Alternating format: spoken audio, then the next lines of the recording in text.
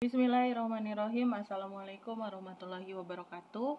Pada video ini saya akan menjelaskan tentang sifat kimia dari ether. Ya, ether itu merupakan gugus fungsi yang berisomer fungsional dengan alkohol. Jadi alkohol dengan ether itu dia berisomer fungsi, ya. Jadi gugus fungsinya beda, tapi punya rumus molekul yang sama. Meskipun ether dan alkohol itu berisomer fungsional, tetapi ternyata memiliki sifat yang jauh berbeda, ya. Dimana ether itu dia lebih bersifat kurang reaktif, ya. Jadi ether itu sangat tidak reaktif. Jadi si ether itu meskipun dia punya gugus fungsi O, ya, yang diapit oleh dua buah alkil, tapi sifatnya dia ya malah lebih mirip dengan alkena. Ya, jadi si ether itu sifatnya lebih mirip dengan alkena daripada dengan senyawa organik yang memiliki gugus fungsi, ya. Padahal si ether sendiri ini dia punya gugus fungsi FOR, ya. Kemudian ether ternyata dia bisa mengalami reaksi oksidasi, tapi auto oksidasi, jadi teroksidasi sendiri gitu sama si zatnya sendiri.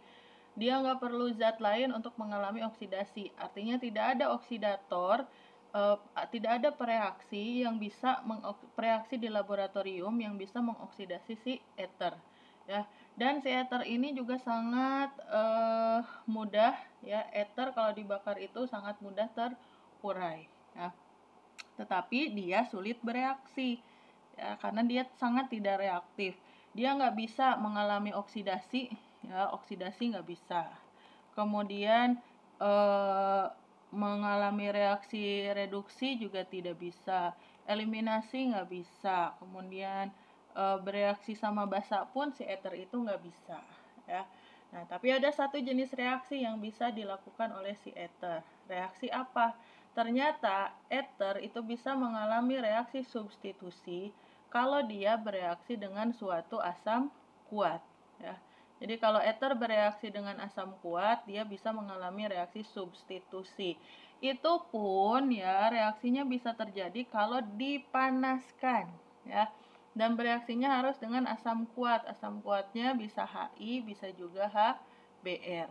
Nanti produk hasil substitusinya tuh apa? Produknya itu adalah suatu senyawa alkohol dan alkil halida.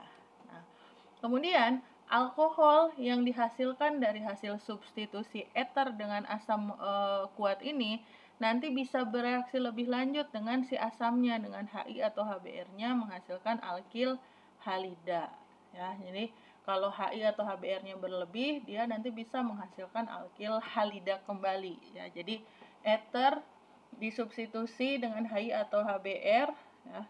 Ether bereaksi sama HI misalnya, nanti menjadi alkohol dan alkil halida.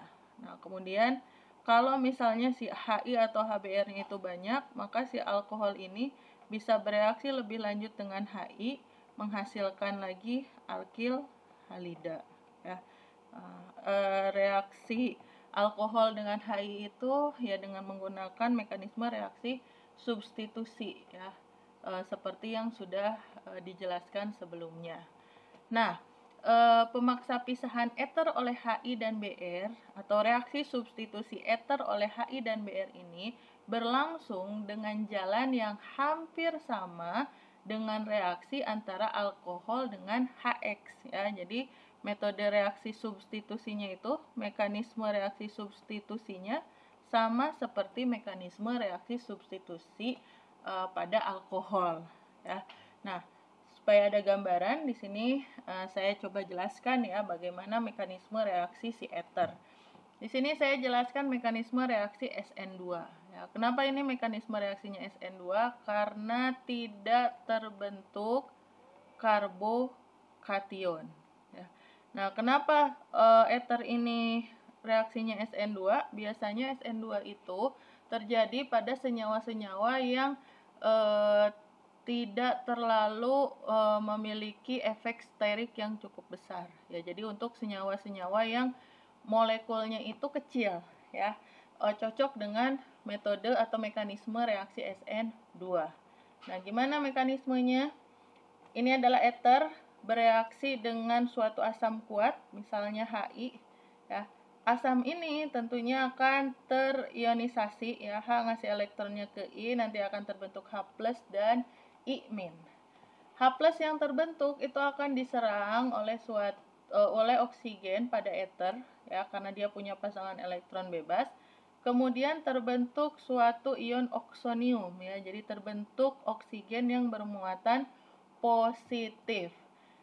Nah, sebelum si oksigennya ini lepas, karena dia mekanismenya SN2, si karbon ya, kalau oksigennya lepas dia kan nanti dapat elektron dari karbon. Karbonnya nanti menjadi lebih relatif positif, sehingga nanti si karbonnya itu bisa diserang ya. Salah satu karbonnya, baik yang sebelah kiri atau yang kanan, nanti bisa diserang oleh ion negatif ya, sehingga terbentuk keadaan transisi di mana ikatan antara O dengan C-nya ini belum putus ya.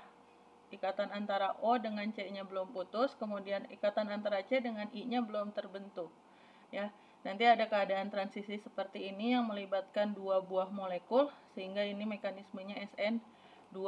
Nah, kemudian nanti pada akhirnya ini akan putus ya, membentuk suatu alkohol. Kemudian yang ini ikatan akan terbentuk, membentuk suatu senyawa alkil halida ya. Baik. Baik ya, demikian penjelasan saya mengenai mekanisme reaksi pada ether atau reaksi yang terjadi pada ether. Di sini menggunakan mekanisme reaksi SN2 ya. Untuk mekanisme reaksi SN1, perbedaannya itu adalah nanti di sebelah sini ya.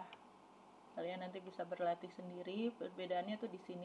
Jadi kalau SN2 ini langsung terbentuk suatu keadaan transisi. Kalau SN1 nanti terbentuk dulu karbokation. Setelah terbentuk karbokation, nanti si karbokationnya itu diserang oleh suatu nukleofil ya.